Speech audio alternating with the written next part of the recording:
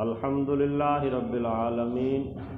والصلاة والسلام علی سید الانبیاء والمرسلین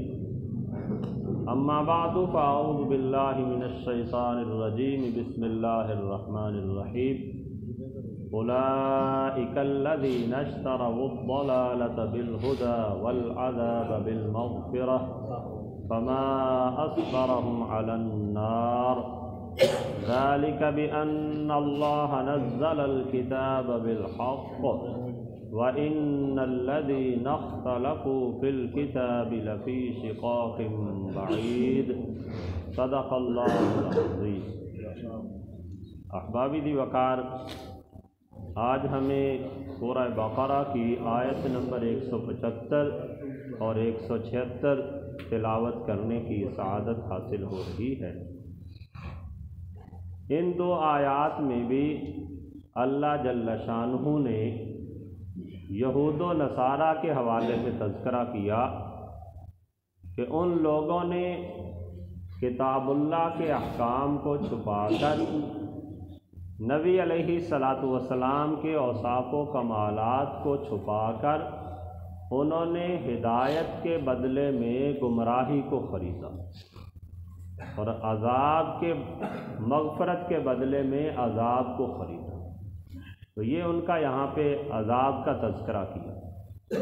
ارشاد فرمایا اولئک الذین اشتروا الضلالۃ بالہدی،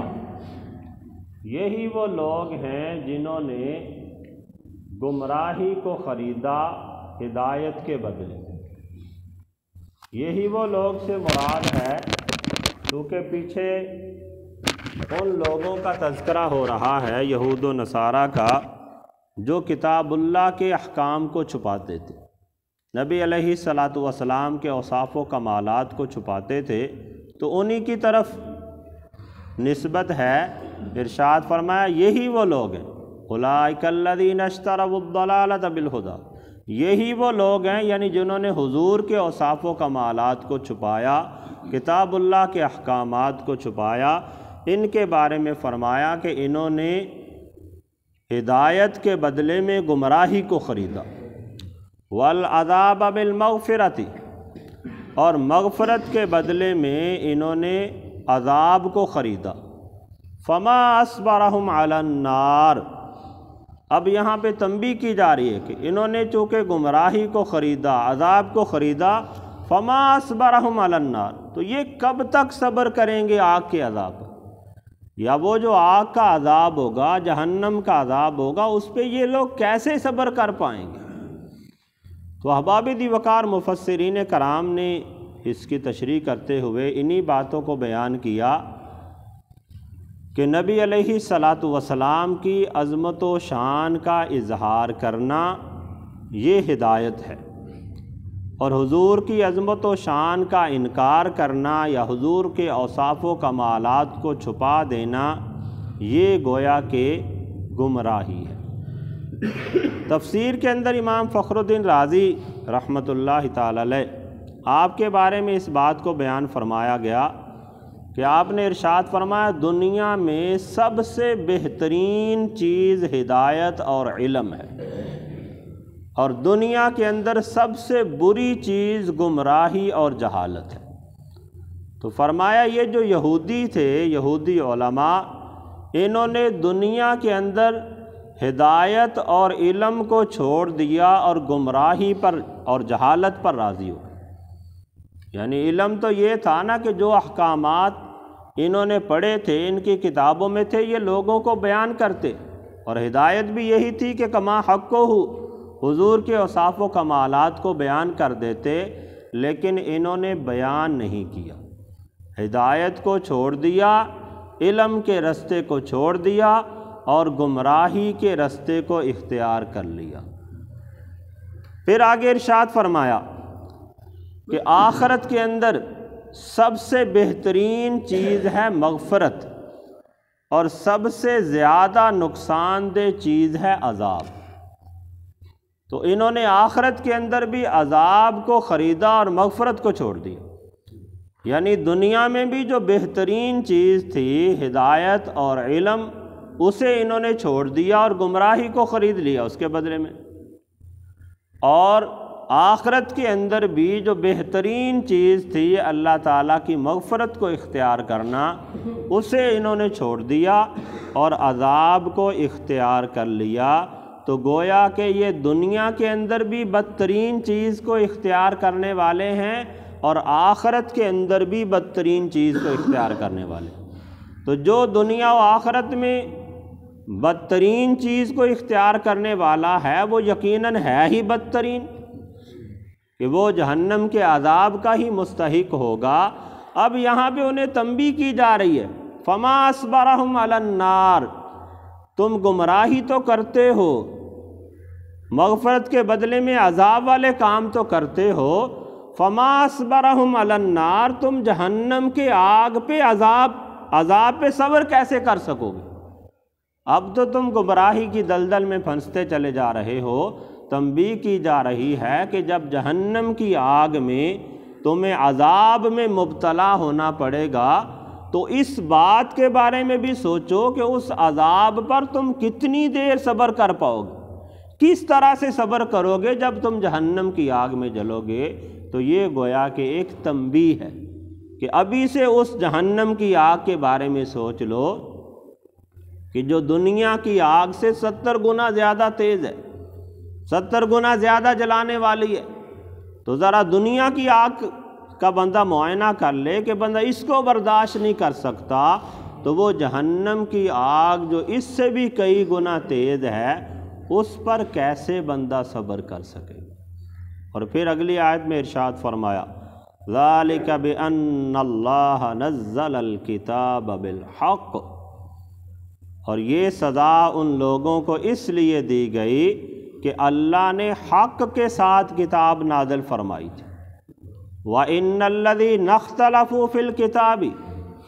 اور بے شک جن لوگوں نے کتاب میں اختلاف کیا،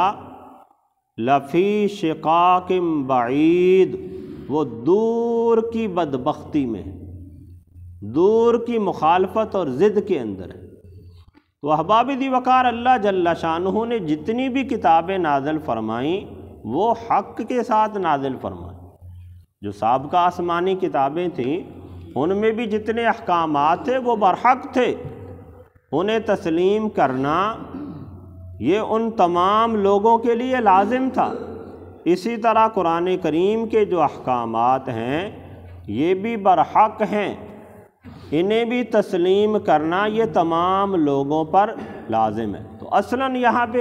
بات ان لوگوں کی ہو رہی ہے، یہود و نصارہ کی، تو یہاں پہ ان کتابیں بھی انہی کی مراد لی جائیں گی کہ ان کی کتابوں کے اندر جو احکامات تھے وہ حق تھے لیکن انہوں نے اسے چھپا دیا۔ حق کیا تھا؟ یعنی نبی علیہ الصلاۃ والسلام کے اوصاف و کمالات، حضور کی نشانیاں، حضور کی بشارتیں جو ان کی کتابوں میں بیان شدہ تھیں وہ حق تھیں، لیکن انہوں نے مختلف طرح کے اختلافات میں لوگوں کو ڈال کر اور آپس کی سرداریوں کا لحاظ کرتے ہوئے لوگوں کو مختلف قسم کے شکوک و شبہات میں ڈال دیا۔ تو اس وجہ سے رب جل شانہ نے ان لوگوں کے بارے میں فرمایا کہ وہ کیسے جہنم کے عذاب پہ صبر کر سکیں گے کہ اللہ نے کتاب کو تو حق کے ساتھ نازل فرمایا تھا لیکن انہوں نے اسے چھپا دیا، اس میں اختلاف کر دیا۔ تو فرمایا جو اختلاف کرنے والے ہیں یہ کوئی سمجھدار انسان نہیں ہے، بلکہ فرمایا یہ دور کے بدبخت ہیں، پرلے درجے کے بیوقوف ہیں کہ انہیں شعور ہی نہیں ہے کہ رب تعالیٰ کا کلام ہے اور یہ اس کے اندر اختلاف کر کے بیٹھے ہیں اور اس کی باتوں کو چھپا کے بیٹھے ہیں۔ پھر اس کے بارے میں یہ بھی بیان کیا کہ یہ جو یہودی تھے یہ قرآن کو تو بالکل نہیں مانتے تھے اور تورات کو ماننے کے دعوے دار تو تھے مگر صحیح طور پر نہ مانتے تھے۔ قرآن کے احکامات کو تو بالکل نہیں مانتے تھے۔ قرآن میں جب ان کی مذمت ہوتی تھی، ان کے تذکرے ہوتے تھے کہ انہوں نے یہ کام کیے تو یہ مانتے ہی نہیں تھے، یہ سرے سے کلام اللہ ہی نہیں مانتے تھے۔ یہ کہتے تھے ان ھذا الا اساطیر الاولین، یہ تو پہلے لوگوں کی کہاوتیں ہیں، یہ اللہ کا کلام کہاں ہے، یہ احکامات کہاں ہیں۔ تو قرآن کریم کو تو یہ بالکل ہی نہیں مانتے تھے، لیکن جو ان کی اپنی کتابیں تھیں ان کو ماننے کا دعویٰ کرتے تھے، کہتے تھے کہ یہ ہماری طرف احکامات ہیں، ہم انہیں مانتے ہیں، لیکن جو ماننے کا حق ہے وہ ادا نہیں کرتے تھے۔ حق تو یہ تھا کہ ان کے اندر جتنے بھی احکامات ہیں انہیں دل و جان سے تسلیم کرتے، اس کے مطابق عمل کرتے، لوگوں کے سامنے اس کی تشہیر کرتے۔ تو یہ دعویٰ تو کرتے تھے اپنی کتابوں کو ماننے کا، لیکن ان میں جو احکام تھے ان احکامات کو صحیح معنوں میں تسلیم نہیں کرتے، ان احکامات پہ صحیح معنوں میں عمل نہیں کرتے تھے۔ اگر یہ اپنی کتابوں کے احکامات پہ عمل کر لیتے تو پھر حضور کے اوصاف و کمالات کو کیوں چھپاتے؟ حضور کی عظمت و شان کے اظہار کو کیوں چھپاتے؟